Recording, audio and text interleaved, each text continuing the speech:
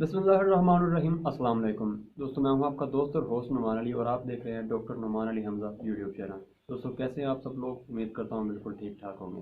दोस्तों क्या सचमुच में सर्दी आ गई है या फिर मुझे महसूस होती है? और आजकल तो वैसे भी सुबह सुबह धुंध होती है। नहीं नहीं यार, धुंध नहीं होती आजकल, सुबह सुबह स्मोक होती है। तभी मैं सोच रहा था कि मेरी आंखों में आजकल जलन क्यों शुरू हो। दोस्तों आज की जो हमारी वीडियो है वो इसी चीज़ पर है कि स्मोक के नुकसानात क्या हैं और स्मोक से बचने का तरीकाकार क्या है। अगर स्मोक से आपको कोई रिएक्शन हो जाता है, कोई मसला बन जाता है, तो उसका आपने इलाज वगैरह किस तरह से करना है। तो दोस्तों बगैर वक्त ज़ाया किए चलते हैं वीडियो की तरफ। लेकिन वीडियो स्टार्ट करने से पहले चैनल पर आने वाले तमाम नए दोस्तों से गुजारिश है कि कीजिए मेरे चैनल को और साथ में बने घंटी के निशान को दबा दीजिए ताकि मेरी हर आने वाली नई अपडेट आपको सबसे पहले मिल सके।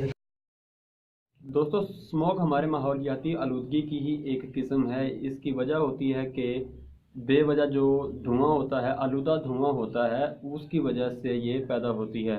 और ये जो बेवजह का आलूदा धुआं होता है वो ज़्यादातर तो हमारी गाड़ियों से निकलने वाला धुआं होता है। और उसके बाद जो भट्टे वगैरह होते हैं ईंटों वाले, उनकी चिमनियों से निकलने वाला धुआं होता है। और इसके अलावा जो हमारे किसान भाई जो होते हैं, जब वो अपनी फसल को काट देने के बाद जो बकाया जात बच जाते हैं उनको आग लगाते हैं, उससे निकलने वाला धुआं होता है। इसके अलावा जो हमारे हॉस्पिटल्स में जो जानवरों के हॉस्पिटल हो गए या फिर इंसानों के हॉस्पिटल हो गए, उसमें जो कूड़ा वगैरह होता है उसको जलाया जाता है, उससे निकलने वाला जो धुआं होता है उससे ये स्मोक पैदा होती है। दोस्तों घबराने की बात नहीं है, चंद एक एहतियातें हैं जिन पर आप अमल करके स्मोक के जो नुकसानात हैं उनसे बच जाते हैं। लेकिन नुकसानात हैं क्या? पहले हम नुकसानात डिस्कस कर लें कि स्मोक से होने वाले नुकसानात क्या हैं। दोस्तों इस वक्त जो स्मोक के ज़्यादातर नुकसानात देखने को मिल रहे हैं उनमें है सांस का मुश्किल आना, गले में खराश होना, नज़ला, ज़ुकाम, खांसी और बुखार वगैरह। ये तो एक कह लें कि इसके बेसिक हैं कि ये तो बिल्कुल होते ही होते हैं, हर बंदे को आजकल के दिनों में देखने को मिलता है। मुझे भी ज़ुकाम लगा हुआ है। इसके अलावा दोस्तों आंखों में जलन और आंखों में खराश और सोजिश वगैरह भी हो सकती है। ये ज़्यादातर उन लोगों को होती है जो कि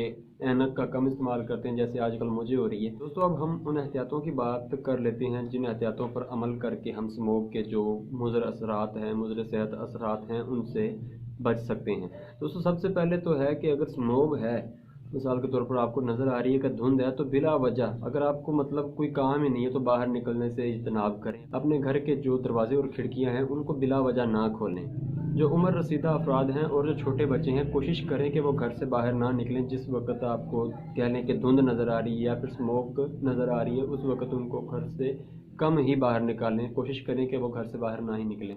दोस्तों गले की ख़राबी की सूरत में, मतलब अगर आपको सांस लेने में दुश्वारी हो रही है या फिर आपको ज़ुकाम वगैरह लग गया है और गले में खराश वगैरह हो रही है, तो उस सूरत में आपको कोशिश करनी चाहिए कि नीम गर्म जो पानी है उससे गरारे करें ताकि आपका गला जो है वो थोड़ा सा साफ़ हो जाए। अगर इसके बावजूद आपको कुछ फ़ायदा नहीं होता तो आप अपने फिजिशियन से रब्ता करें, डॉक्टर साहब से रब्ता करें और अपना इलाज मुआवजा करवाएं। दोस्तों अगर आपकी आंखों में खराश होती है या फिर सूजन वगैरह हो जाती है या फिर सोजिश हो जाती है आपकी आंखों में, तो उसके लिए सबसे पहले तो आप रोज़ाना अपनी आंखों को साफ़ रखने के लिए सुरमा आंखों में डालें। अगर सुरमा नहीं है तो अर्के गुलाब आई ड्रॉप्स डाले जा सकते हैं। लेकिन अगर आपकी आंखें लाल होना शुरू हो गई हैं और उनका इन दोनों चीज़ों से हल नहीं निकल रहा, तब भी अपने फिजिशियन से रब्ता करें। अब दोस्तों सिर्फ और सिर्फ यही नहीं है कि हमने अपने ऊपर ही सब कुछ अप्लाई करना है। अपन मतलब जो एहतियातें हैं सिर्फ अपने ऊपर ही अप्लाई करनी, जैसे कि अपना हाथ मुंह धो लेना, अपनी आंखों को ठीक कर लेना, अपने गले को साफ़ कर लेना।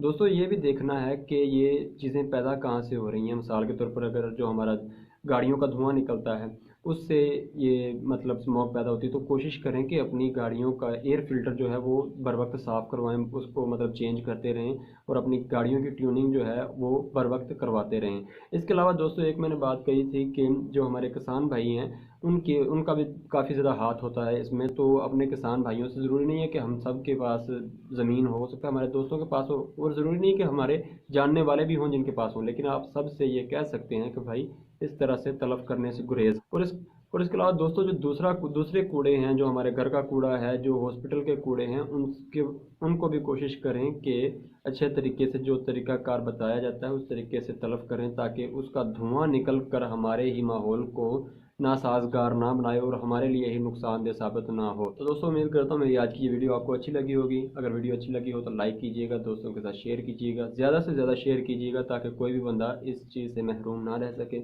अपना ख्याल रखिएगा, अपने घर वालों का ख्याल रखिएगा। अल्लाह।